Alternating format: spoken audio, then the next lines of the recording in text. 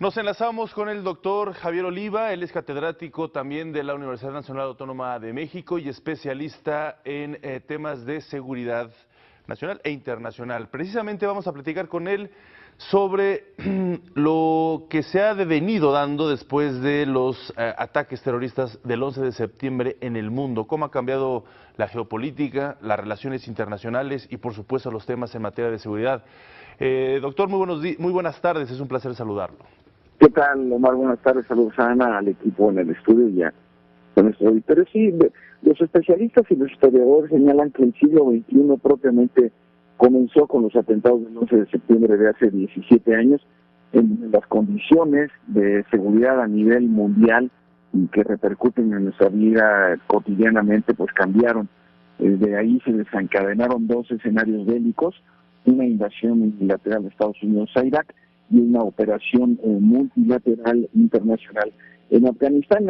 Ambos escenarios desde entonces padecen un grave proceso de desestabilización, no han podido reconstruirse y bueno, las secuelas las seguimos observando en la proliferación de actividades de organizaciones terroristas de muy importante presencia, como por ejemplo el Estado Islámico, Omar.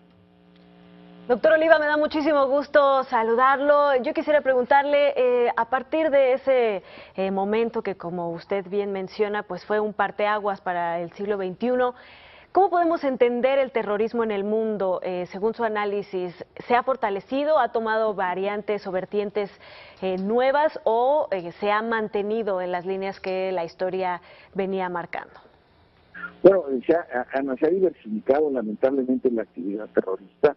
Ya no solamente se requieren bombas de fabricación casera o que el perpetrador se inmole en el lugar escogido para generar más víctimas. Ya no solamente es eso, sino la utilización, como lo vimos de manera recurrente, sobre todo en Francia, en aquel atentado en la Avenida de los Ingleses en Niza, un día del aniversario de la Revolución Francesa, proyectando un camión de carga contra la multitud, generando más de 90 muertos, la utilización de cuchillos, incluso por el terrorismo uigur en la provincia de Xinjiang, una minoría musulmana con tendencias separatistas en aquella potencia asiática. Entonces vemos que desafortunadamente la diversificación de la actividad terrorista pues es una consecuencia directa también de la diversificación en la búsqueda en las formas para tratar de, pues de alguna manera llevar adelante con sus causas, específicamente en una lucha por sus determinados ideales, y sí, se han diversificado, así es. ¿Cuáles son las zonas más vulnerables en estos momentos de su perspectiva en términos de amenazas terroristas? ¿Y cuál es la situación de Iberoamérica en específico? Bueno, afortunadamente, por nuestras características geopolíticas, culturales, étnicas, religiosas, por las características de nuestras democracias que tienen muy diferentes niveles, por supuesto, de desarrollo y de solidez institucional, pues podemos observar, por ejemplo, precisamente que hay una serie de zonas, el norte de África, todo lo que son las posiciones coloniales inglesas, el sudeste asiático, notablemente Indonesia, que es el país con el mayor número de población musulmana en el mundo, pues se han visto propensos a las actividades terroristas.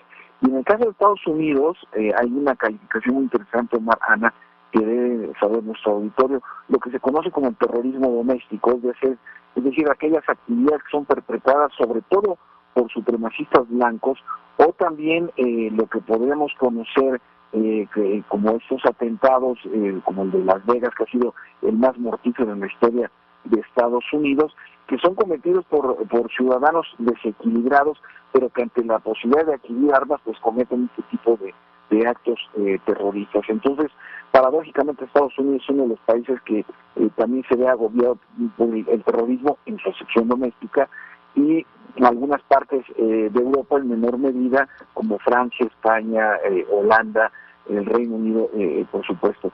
Y zonas francamente desestructuradas, como el Cuerno de África y en algunas partes, insisto, del centro y de África occidental, sin dejar de lado las actividades terroristas también en algunas zonas de la antigua Unión Soviética, como lo es Chechenia, de manera destacada, Omar. Claro.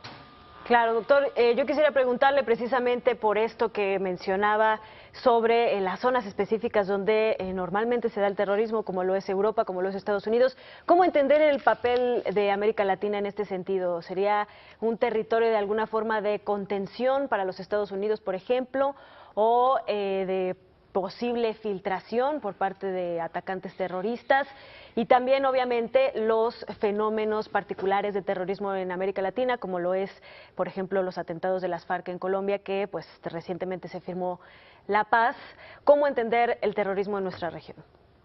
Sí, la ventaja que tienen nuestros países latinoamericanos, sabemos que el idioma español es el que más países se habla en el mundo, es el idioma más hablado después del mandarín, pero es el más hablado por más países en el mundo. Entonces, esta homologación, relativa homologación cultural, claro, cada país tiene sus acentos, sus grupos indígenas, etcétera, sus modismos, pero lo cierto es que esta relativa homogeneización nos ha permitido mantenernos un tanto al margen, así como los flujos migratorios procedentes de aquellos países pues es francamente reducido. En cambio, Estados Unidos, que es un país hecho por migrantes, y esto aunque no le gusta al presidente de los Estados Unidos, empezando por su abuelo alemán, así es. Nosotros encontramos que en nuestros países también la posibilidad de la participación y la integración de los migrantes, aunque sean en una cantidad poco representativa, ha ayudado y contribuido a que no se desarrollen. Claro, ha habido atentados terroristas como contra la mutualidad judía allá en Buenos Aires hace algunos años, durante el gobierno de Carlos Saúl Menem, y que, bueno, dejaron una secuela muy importante. Y en el caso de las FARC, y yo diría también en el caso de Sendero Luminoso, se ha utilizado este neologismo de narcoterrorismo, es decir, que mezclan las actividades pretendidamente ideológicas o de origen de las guerrillas, pero lo mezclan con el negocio de la producción, sobre todo de cocaína. No es casualidad que las FARC y Sendero Luminoso actúen en países andinos, donde es la zona de producción de la hoja de coca y de la coca base en la selva de ambos países. Entonces, sí, es importante hacer este matiz, porque no se trata de un extremismo violento como en el caso de las reivindicaciones de grupos como Al-Qaeda o el Estado Islámico o Boko Haram en el caso de África también. Le agradecemos mucho, doctor Javier Oliva, por haber estado con nosotros en Iberoamérica al Día y habernos ofrecido este amplio y profundo panorama y radiografía del terrorismo en el mundo. Muchísimas gracias, muy buenas tardes. Gracias, Marana, gracias, saludos al auditorio y al equipo Nexus. Gracias.